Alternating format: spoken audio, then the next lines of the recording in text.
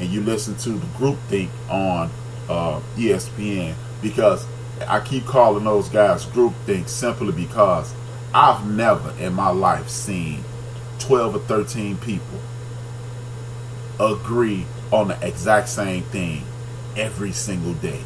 I mean, if you don't believe me, what I would challenge anyone who's listening to this to do is get 4 of your friends and sit in the room and try to order lunch. And everybody's going to come up with what they want. So how the hell is it that everybody on ESPN has the exact same perspective? This is what blows me, and that's what annoys the hell out of me. And with that being said, how is it that we are not trashing John Gruden right now? John Gruden made a statement. The Raiders are back. We are going to compete. His first order of duty was trading your best defensive player. The dude who won Defensive Player of the Year a couple years ago. The dude who's made All-Pro at 2 different positions. The dude who's had an optimum impact on the Chicago Bears and all but changed the culture in Chicago in regards to their defensive unit. Mo Cheese, I'm not calling him a genius, but I see what he wants to create in his own way. He can, you know what? But hey, I get that. I do understand changing gears. My problem with him, Mo, is this. Don't tell me this is what you do, in my opinion, because this is what's happening. I'm just looking at the entire sports landscape, Mo. John Gruden steps up to the podium and tells Raider Nation and the rest of the world the Raiders are back. Your first order of duty is getting rid of your best player on defense. Your next order of duty is getting rid of the second best player on offense. Now, a lot of people will turn to Amari Cooper and say he's having an off year, he's having a down year, this, that, and the third. But explain this to me, Mo. And this isn't John Gruden's doing. Derek Carr 2 years ago was finished second or third in league MVP. You know how they rewarded him for finishing second or third in league MVP? By firing his offensive coordinator. So now I don't know how many times you've listened to the show, Mo, but one of the things I say on a regular basis is continuity is king. How the hell can you have continuity when you put me in the system, and as soon as I master the system, you snatch the dude who runs the system away? You cannot create continuity with that. So now that gets Jack Del Rio fired, and consequently, that was the last time that we saw Amari Cooper having success. Because whoever this offensive coordinator was, he knew how to tap into Amari Cooper. Now, in my experience, being a former defensive player, I've always seen in practice and in game film and in game study how when you have a receiver of Amari Cooper's stature, the Julio Jones, the AB, Antonio Brown in Pittsburgh, and throughout the league, they try to get those dudes involved almost immediately to get them engaged and locked in. When they're not locked in immediately, their minds wander. Amari Cooper's mind is potentially wandering because you can't tell me John Gruden is coaching them too hard, because this kid comes from Alabama. Nick Saban coaches you hard, but Nick Saban is also knowing what to do. John Gruden, in my opinion, is trying to coach NFL from the 2000s. The early 2000s. This is a whole nother decade. This is a whole nother situation. And I think he's lost in the sauce. But my problem again is, don't tell me that we're back and then trade away your best players. I personally, as I stated last week, I believe John Gruden is attempting to get Reggie McKenzie fired. He's benched all Reggie McKenzie defensive backs who were playing solid. They just weren't playing very good. It could potentially be a scheming issue. And then he goes out and trade Khalil Mack, Reggie McKenzie's best draft pick, and then his second or third best draft pick is Amari Cooper. He's getting ready. He traded him to Dallas, and then the word around the campfire, word around the water cooler is he's gonna trade Derek Carr. When you have built an offensive line, they have a nickname for their offensive line called car insurance. When you have all this in play, when Mac didn't get a contract, he called BS on Gruden. He was the biggest Mac dick ride. Exact. That's my point. Oh, I forgot. And that's my point. He was always hollering, oh man, I would love to coach that guy. I would love to coach this guy. And according to Mac and everybody around the team, including Reggie McKenzie, This dude never had one conversation with Mack. So, according to Khalil Mack, he said if Gruden would have made him want to feel made him feel welcome, he'd have just said fuck it and came back. Now, if that's the case, then this dude is attempting, in my personal opinion, to undermine everything Reggie McKenzie has done, because he knows that the entire world looks at him as winning a Super Bowl with Tony Dungy's players. He knows that, in essence, he's the Barry Switzer of the NFL. And because everybody knows Barry Switzer won that title with Jimmy Johnson's players, and he knows the world looks at him that way. And instead of just coming in and being a coach, developing the talent, coaching people up, he's decided to tear down the team. So while everybody talking about, oh, I understand and I get it, I don't get it, because the whole world tells you that the NFL is a win now league. And if the NFL is a win right now league, how in the hell are you trading away actual Pro Bowl, all pro players? You about to trade a quarterback who, I'm not, for the record, Mo, and anybody else who's listening, I am not a Derek Carr fan, but Derek Carr has been all pro. Derek Carr has made multiple Pro Bowls, but this dude is preparing, he's setting the stage to trade Derek Carr. He has traded Amani Cooper. He had traded Khalil Mack. And then initially, I was buying the bull about, oh yeah, the Raiders are cash strapped. And then I had to think about it. The Raiders are worth $1 billion. There's no way in hell Mark Davis can't go to a bank and say, give me $60 million and I'll pay you back.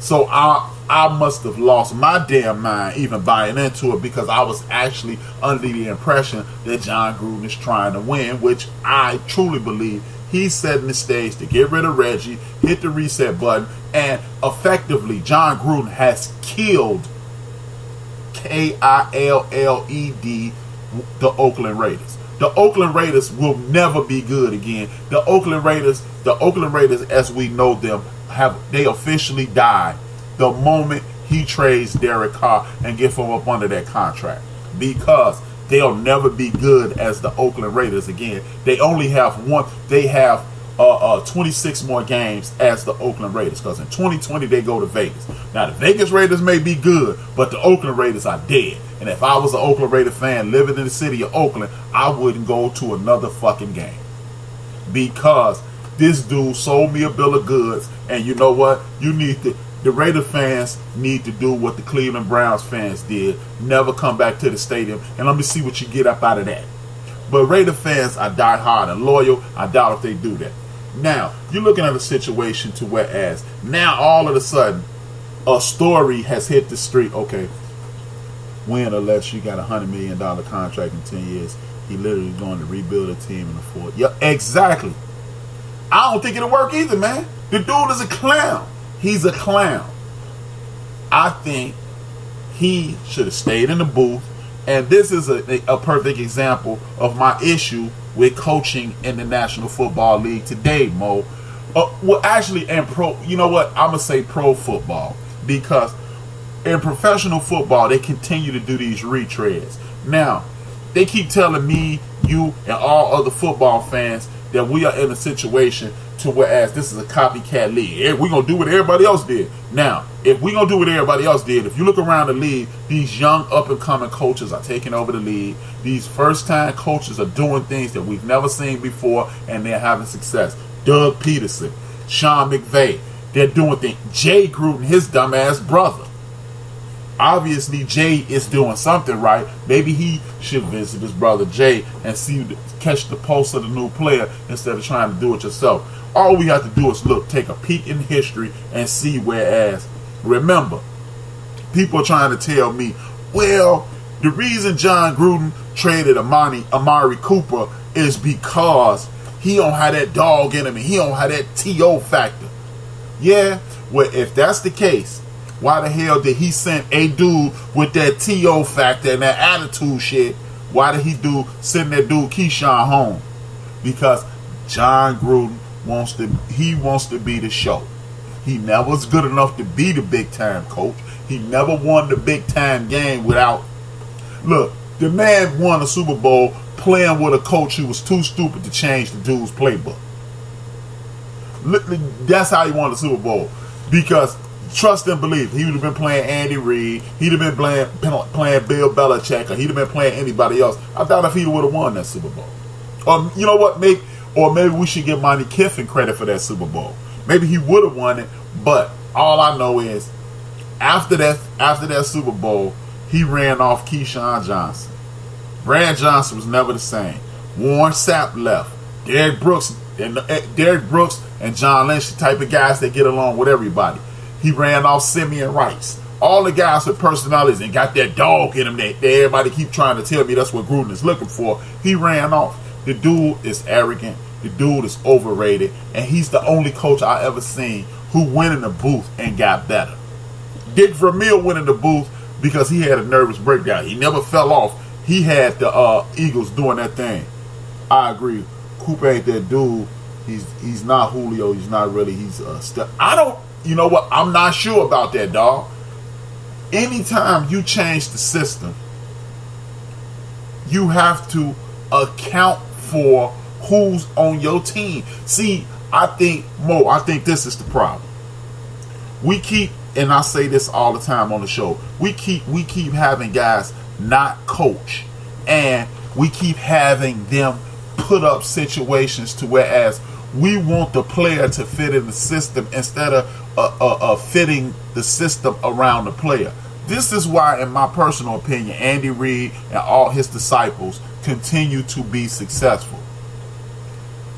When you look at Andy Reid, you got Tyreek Hill, who don't run routes. That he didn't run routes that well, and he was truly not a receiver. He was just a football player who was extremely fast. So what did Andy Reid do? He got checked down, Alice, and he put Tyreek Hill in situations to whereas we could maximize that speed, whereas he doesn't have to step out of his comfort zone. Andy Reid also had Kareem Hunt, who he knew was a between the tackles runner, and he ran student body left and student body right. And when everybody noticed the type of speed Tyreek Hill was dealing with and the type of midfield presence Kelce had, he had Kareem Hunt tear up the lead. This is a person who adapts to what his personnel is.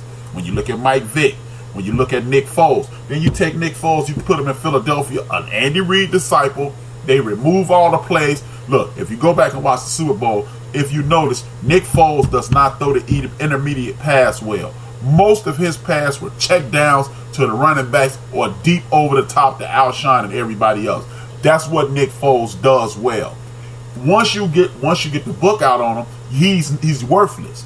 But Andy Reid and people like Doug Peterson and Frank Wright at the time, they knew Nick Foles is only good for deep and very short. So that's all they call, and that's why they beat the Patriots along with running. John Gruden does not adapt, in my opinion. John Gruden and most coaches throughout the NFL, that they don't adapt to their personnel. Even that bum Blake Bortles down there in Jacksonville, he only works well off the play action. They refuse to run the ball with people like Jamal Charles, T.J. Yeldon, and things like that while Leonard Fournette is hurt. And they keep trying to make this dude a big-time quarterback. So that's why I think the problem. Your response is I agree. Maybe it's just a bad fit. Cooper hasn't lived up to the hype. Would be the next. Okay, I don't really believe things will change in Dallas. I think it may change. I'm forced to agree with you. I'm not sure how it's going to do. How well he's going to do in Dallas because Dak is a check down quarterback as well. Now, that's another situation to whereas they're not adapting to their personnel either. How the hell do you have one of the best running backs in the NFL? He got a top 3 back in the NFL, top 3, top 5 back in the NFL, and the dude touched the ball in a close game 6 times Sunday in the second half. Ezekiel Elliott, see, this is a perfect example of what I'm talking about. You got one of the best running backs on earth, and this dude touched the ball 6 times in the second half. In 30 minutes of football, he touched the ball 6 times. Angry Black Man, welcome aboard, man. Thanks for joining. You're a bench warmer. You already know how it go. Me and Mo Cheese getting it in real quick. But like I was saying, I don't know how well he's going to do. The only way I will be assured that Amari Cooper will do something spectacular is this. If Amari Cooper takes his ass up to New England, takes his ass to Philadelphia, takes his ass to Green Bay.